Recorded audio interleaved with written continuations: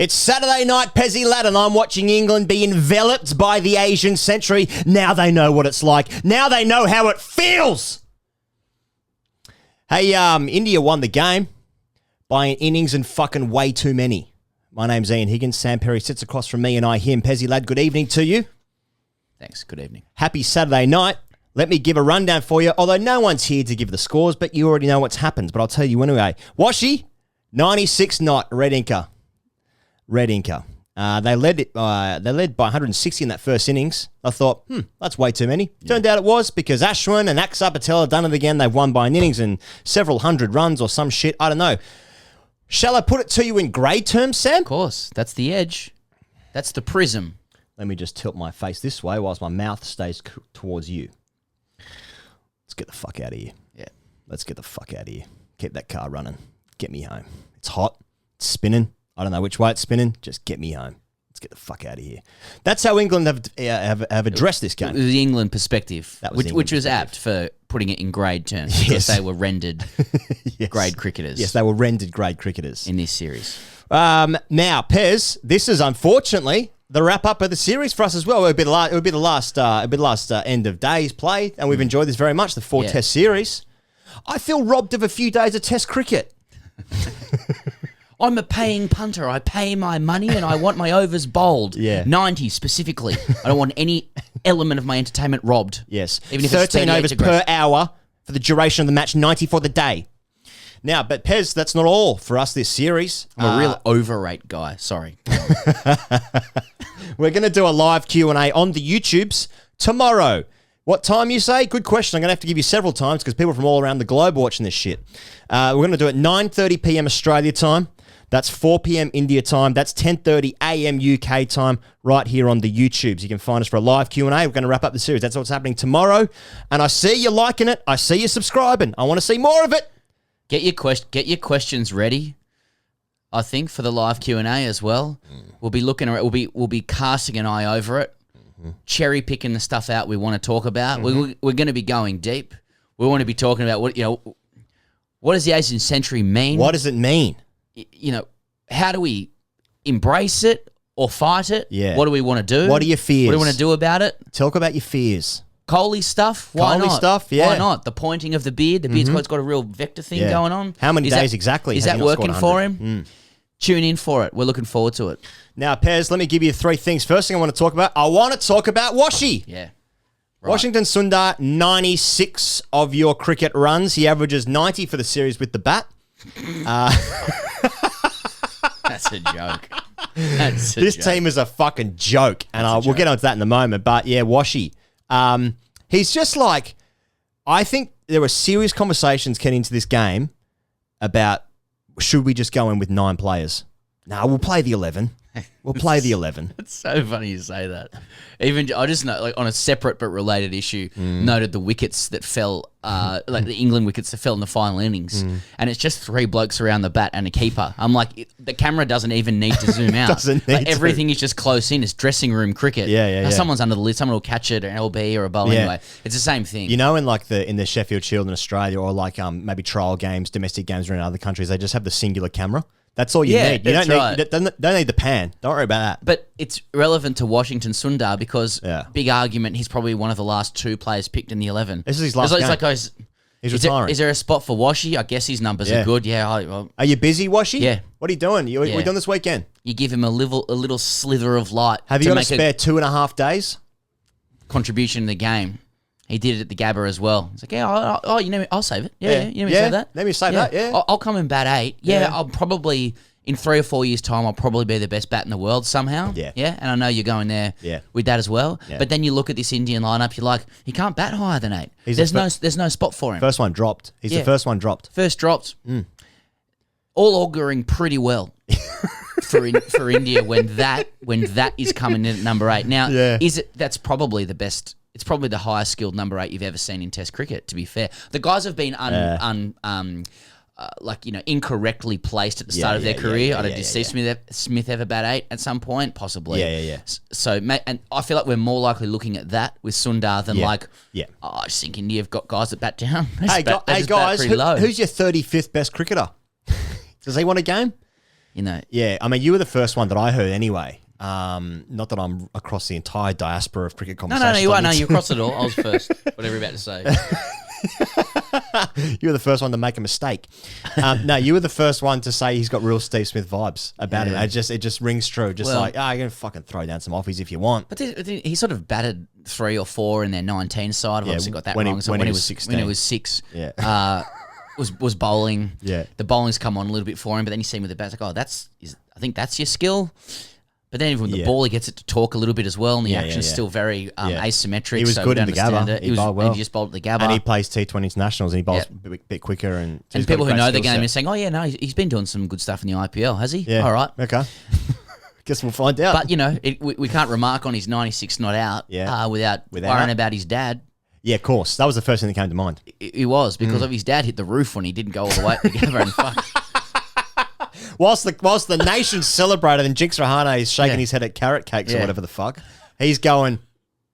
He's like the he's the meme from the Pakistan guy from the World Cup. He's just shaking, arms folded, just shaking his head. That was his dad, and he looks like the real baby of the side, which he probably is, right? And I just noted after the game though, when he was being interviewed with Akshar Patel on the BCCI sponsored interview. That's right. That's right. He was asked about the pitch, and he said, "To be honest, the pitch was very good to bat on." He's coming at 6 for 140. In England being rolled for whatever the fuck they were, 200, 6 for 140. So 16 wickets have fallen for 300 odd runs. Oh, to be honest, pretty good to bat on. Yeah. England's high score in that game before that was 50. You just got to watch the ball. Yeah. You just compare that to everyone keeps saying about that, England's got huge raps in Ollie Pope, and we bowed down to Ollie Pope, his orthodoxy. Yeah. But he was, as many people said on the internet, cat in the hot tin roof. Sundar, who's this bloke? Oh, he's the best bat I've ever seen. Yeah. Batting at 8. Yeah. How many times did I hear? I listened to a little bit of radio this series, and the number of times I heard Washington Sundar's described as having an unimaginative nickname as Washi. It should be George, and you could hear Ben Folkes in the background say, "Bold Bessie." But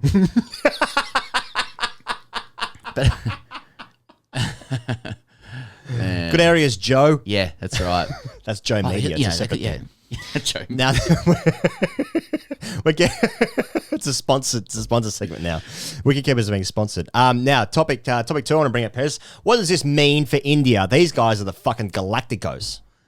Yeah, what is this? We're going to cover this in more depth tomorrow night. Yeah, we will. We will. There's so many things you could say about what this means for India. I mean, I think Indians, if they're not already, should be extremely excited about impending, if not already, having a complete command over cricket, both on field and off. And the Gabba was The Gabba was very meaningful and symbolic. This was expected, but the nature of the win, where they lost the first game and just changed a few things around and went, this is how we win. Yeah. I think should be heartening. And I just look to cricket in the immediate future on field, and I think India, for the first time since that Australian side, has a shot at winning literally everything. Now that they knocked off probably the hardest thing we would call that with the Gabba.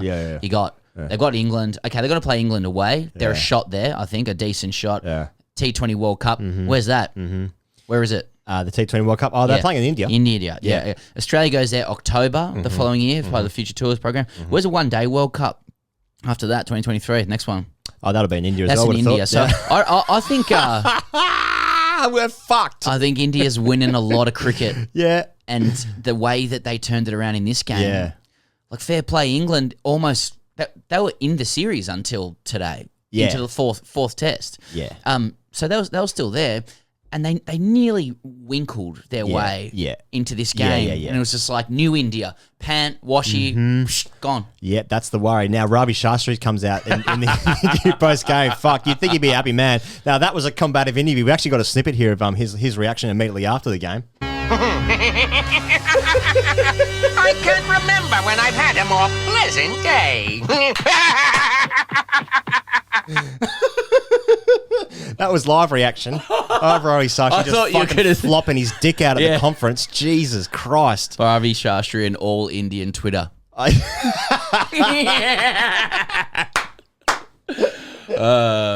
Yeah, but are they the evil ones, you know? Are they the evil ones? For some reason, he was getting on the front dog pretty quick about the state of the wicket. You know, India had their chances. They didn't take their chances. Yeah. When you look up front dog in the dictionary, it's his face that comes up. He is the biggest man I've ever seen. He's the epitome of front dog. I believe that's Mr. Gilmore's jacket.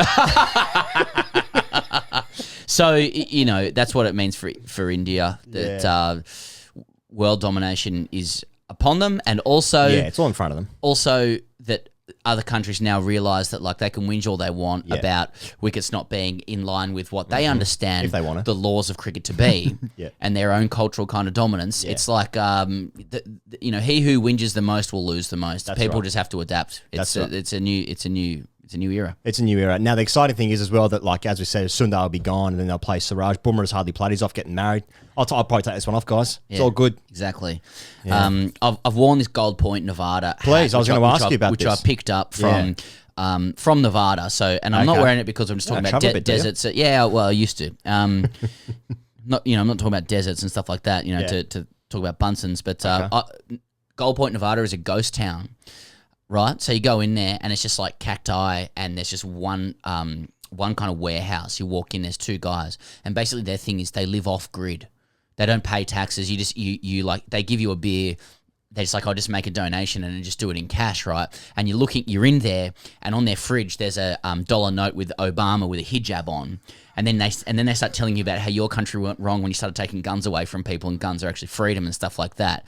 And they were talking to me about. I was like, I'll have that hat. I would remember this. Yeah. And I was like, they were like talking about the benefits of living off grid, and I thought, you know what? No, with India, I want to live on grid. Yeah. I want to embrace the Asian century. I truly mean it. There was a great article from Malcolm Knox this morning about this. So I think spinning wickets are good. I think Australia and other countries need to adapt. Yeah. I don't think words like shit tip and lottery wickets and stuff like that. I just think they're all very, very tricky ways of trying to undermine the future of cricket. And, you know, so India isn't a ghost town. I'm embracing it. I'm living on grid. If you lived off grid, how would you get on the internet and go, oh, the wicket's not very good? Exactly. Hey, Pez, just real quick, what does this mean for England? Give it to me in a sentence or two. Hey, congratulations to England getting to day 3, the final test. I think when they look back on this series, it'll be they won the first test, Joe Root. Great. Bunsen's deluxe. They'll say Bunsen's deluxe, but ultimately they can't play spin. If there were 10 more tests, India would win them from here. Yeah. They just can't play spin. You know, the best thing about it, they fucked off that South Africa tour real quick so they could get pumped in India. Yeah. That's the best thing they ever did. Can't play spin, couldn't bowl spin as well as India. And I think if you want to win in India, those two things have to be redressed. Usually. Yeah. Hey, Bairstow also had 6 ducks in 9 innings against India, 3 ducks in the series, 2 first balls, played 4 innings. Still love him, though. Still love the guy. Pez, hashtag AskCDC. Got a couple of pearlers here for you. Sam Johns writes in, this is on Patreon, this one. He said, boys, is my existential crisis at the realisation that we're about to witness a minimum of 15 years of Indian dominance of world cricket, and that my team, as it's always about me, will merely be battling it out for a second place, only an Australian thing, or are other cricketing countries also experiencing this feeling? Well, have they experienced a full realisation of what this Indian team actually is yet? I can't speak on behalf of England, but I can't